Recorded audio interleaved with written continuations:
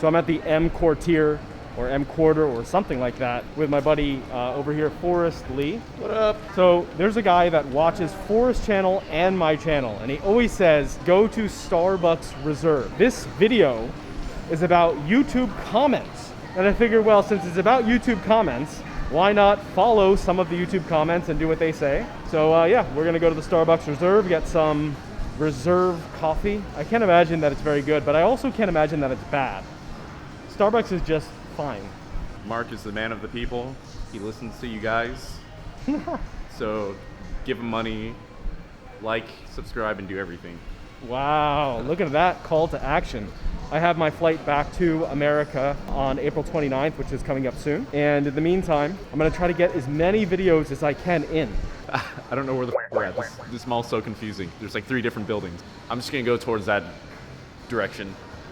Hope for the best, prepare for the worst. Bye guys.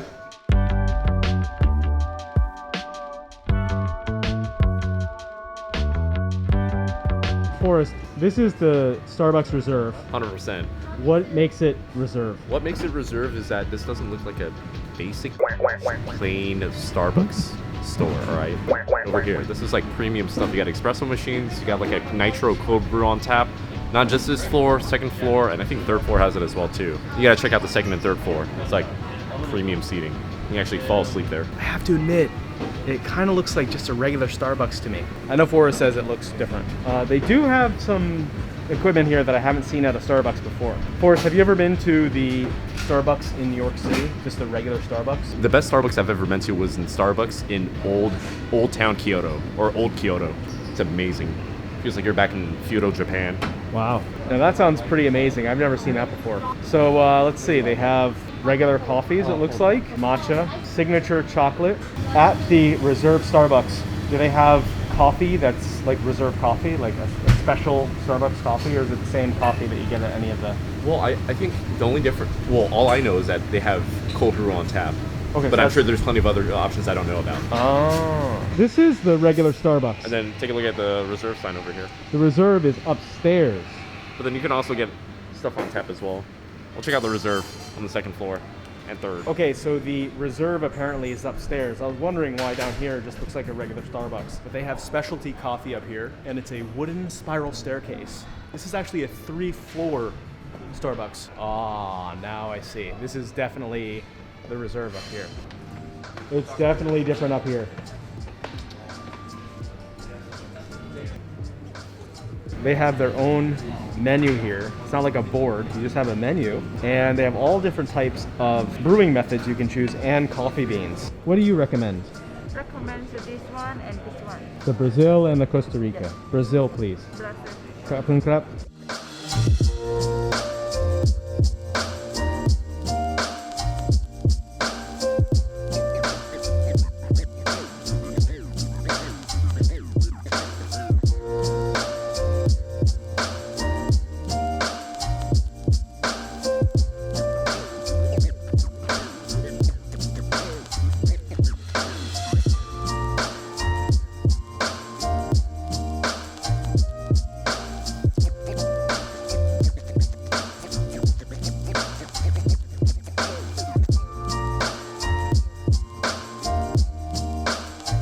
So this is the fabled Starbucks Reserve. I've never been to one of these.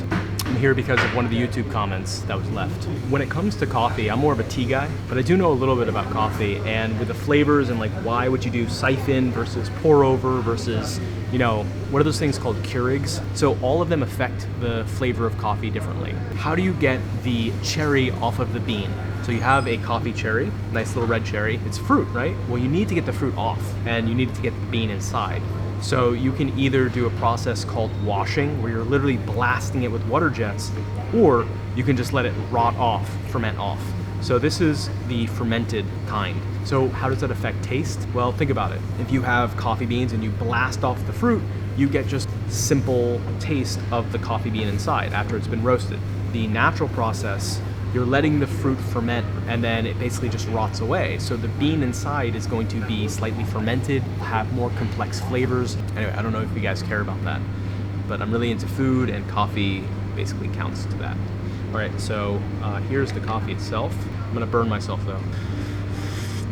Okay, so it is characteristic of like a Starbucks coffee. So they roast it. By the way, if you wonder why Starbucks coffee is always so roasted, it's because when you roast things, you get consistency, right? Because the roasty, toasty flavors come out no matter what bean it is. Ooh, much more clean than a typical Starbucks coffee. It's nice, man, it's enjoyable. And I like the ambiance. It's all students here working, but just everything's copper and nice, but I burn my tongue, so I don't even know really what it tastes like. Yeah, smooth. I'm not good at describing. All I can describe is it's smooth. Very smooth. None of this almond milk. I'm just like black coffee, plain and straight, just like my woman. I like my women black and bitter, which actually fits really well with my YouTube channel and my upcoming court case. Give this a try. Ooh, that's very good. Super fruity, lots of berry tones, a lot of raspberry in there, kind of a nougat vanilla. But I do want to talk with you guys about YouTube comments because this is a discussion that Forrest and I have had, and actually with David as well, on is it okay to delete YouTube comments? Is it okay to block people and hide them from your channel? Where's the line that you draw? And I think that Forrest and I have different approaches to this question, and I want to talk through it because it's interesting, especially now that my channel is growing a little bit more. Thank you, by the way. I really appreciate everyone who watches the videos. What's really cool is a lot of people are commenting on my videos, and it's good to have good comments and bad comments. I need to be knocked down a little bit, let's be real. So some criticism is good on there, but where's the line? When is something not useful? When is it not constructive criticism? So we'll talk about that later, but for now, I'm gonna finish my coffee. Yesterday, there was sun and there was rain, beauty in the mundane, and as the light. So this is a hotel here, kind of on the outskirts of Bangkok. I found this place because it was on a list of pinned places I wanted to go eat at. And I happened to be walking distance at immigration when immigration closed down, and I looked at my map for restaurants in the area and I said, oh my God, this is the place I wanted to go. Came here and had a very pathetic, sad lunch eating alone. It was always kind of embarrassing. But the food was so good. I said, my God, I gotta bring back Forrest because I know this guy can get down with some Cantonese food. When do you decide it's time to hide users from your YouTube channel and delete comments? So my best friend Brandon, aka Brandon Taylor, aka a guy that just released some new merch, aka glorious mechanical keyboards, and his channel's all about tech stuff, gaming, Twitches, mechanical keyboards. You know, I look up to him for everything, and you know, I had this conversation with him yesterday because I was kind of going through my latest video. He was saying, and I was trying to figure out a criteria of like when I need to hide user from comments. And obviously you would definitely do that when it comes to like somebody's like spamming like sex links, somebody's like saying overly racist and toxic. But then there's also the other comments where it's like kind of a fine gray area. Brandon was telling me that you start using hide user from comments when those comments start getting in the way of your creativity, when all you can really think about is like that comment that just took your entire day. You could be out there creating, out there filming, out there figuring out your new next concept for your video, doing more productive things, but you're thinking about this random Joe Schmo asshole with no profile picture, spending countless hours behind a computer screen just talking mad shit, not improving themselves. I know my boundaries now, but then this advice, it really depends entirely up to you. If you're constantly thinking about it, just hide user from channel. As a matter of fact, CB Media, one of the bigger Western YouTubers here in Thailand, you say one little thing and he's gonna block your ass. So his metric is definitely much more strict than guys like, you know, I would assume me, Marc. David has a pretty high tolerance. I see some of David's posts, whether it's on his community page or on his videos, and you know, he's got some relentless motherfuckers, you know, and you know, David doesn't give a. It's entirely up to the individual and your metric. It is a good question though. Like, where is the line drawn? Because with me personally, I don't want to just delete every comment on my channel that's critical or that's kind of like making fun of me, and I understand that. And it also makes, for me, my YouTube channel kind of more fun to have people leaving little comments that my viewers can respond to, and like something about that I like. But it is a good question. Where's the line? So what you said, Forrest, about the line being drawn where it hampers your creativity is is actually pretty smart. So the reason I do my YouTube channel is not for money. It's relaxing, it's fun, it's engaging. If you want to leave really weird, bizarre, toxic comments, you can. You can make your own YouTube channel and you can say what you want. But my YouTube channel is my platform for me to exhibit my creativity, my thoughts, my philosophies. I think my tolerance might be a little higher than yours, Forrest, but that's because I'm so exposed to David. I also like having comments that are kind of trolly on my channel every once in a while because I can reference them in my video. I can use them as an entire topic to talk about, which to me is kind of fun. But yeah, David, he's on another world. Like if you read his comments, 90% of them are like toxic, but David just doesn't care at all. But that's also because David, his whole YouTube channel and his whole career has been about being uncancelable. And he kind of thrives on this stuff. Look at this straw. So stupid. They gave me this straw. I'm like, oh, cool.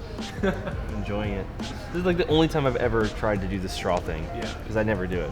But I used to feel kind of bad about it. I used to be like, well, you know, if I block all these guys from my channel leaving comments, then other people are gonna know. And that's really bad. You don't want people to know that you're blocking comments and hiding comments. And now it's like, dude, I don't care. My channel is for me to say what I want, not for you to say what you want. That's what you have your channel for. It's not a public discussion. No free speech, bro. Over the past few months, my channel has completely shifted. And if you're a regular viewer here, you know that. First off, I'm not doing Tinder content. I'm doing less video about me teaching people specific hard skills and more videos about me just giving my perspective and opinion on things and tying in what I like to do, travel, you know, being with friends. I've never been able to just show what I want to show and give my philosophies and my opinions and my life lessons on things. It's always been like teaching a really specific thing, and it's liberating and really freeing to just talk about what I want. I'm really thankful for you guys watching because I've been looking at the analytics. I've been looking at my comments, which is what got me thinking about comments to begin with. And I found that my videos where I give my opinions like this on things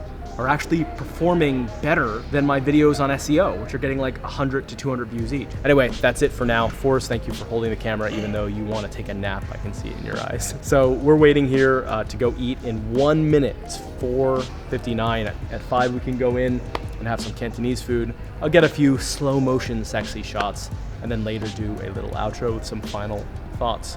So talk with you guys soon. Okay, I'm back. I was here a couple days ago, and this place is so good that I had to come back. Very fancy. We're the first people here, and because we reserved online, we have a private room, so I don't feel weird about recording. Look at this, man. Beautiful here. We have our own private room with a view.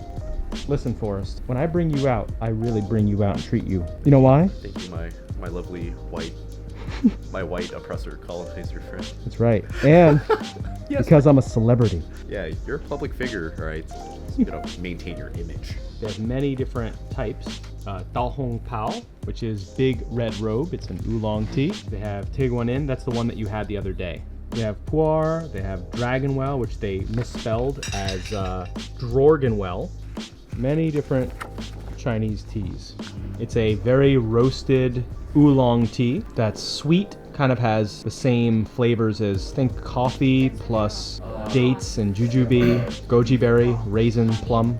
You know, us eating at this private room, being served tea, it kind of reminds me of like some of the old school entrepreneurs, you know, these Chinese entrepreneurs in China and Singapore and Malaysia, where they're just like, all right, let me find a way to make a quick buck. So I'm gonna start up an opium den and get all the manual laborers addicted and hopped off of opium, you know, and then, you know, they're just gonna keep coming back like cocaine. And with all the money that I've made, you know, I'm gonna start buying up banks and venture into other businesses like banks, insurance firms, which is what some of the old school Chinese Singaporeans and old school guys in China and Malaysia did. You know, and that was a very Chinese entrepreneurial thing. So yeah, I think I'm gonna start up an opium den. Oh, motherfucker! I done goofed. What was the first thing I told you about these on Line Messenger? Oh, You can't eat them without getting them all over your fingers. I know. So let me tell you something, everyone watching. You say that people can't change, but David Bond, I've got him into drinking tea. It's so beautiful outside. Oh my God, look at the sky. Absolutely gorgeous out here.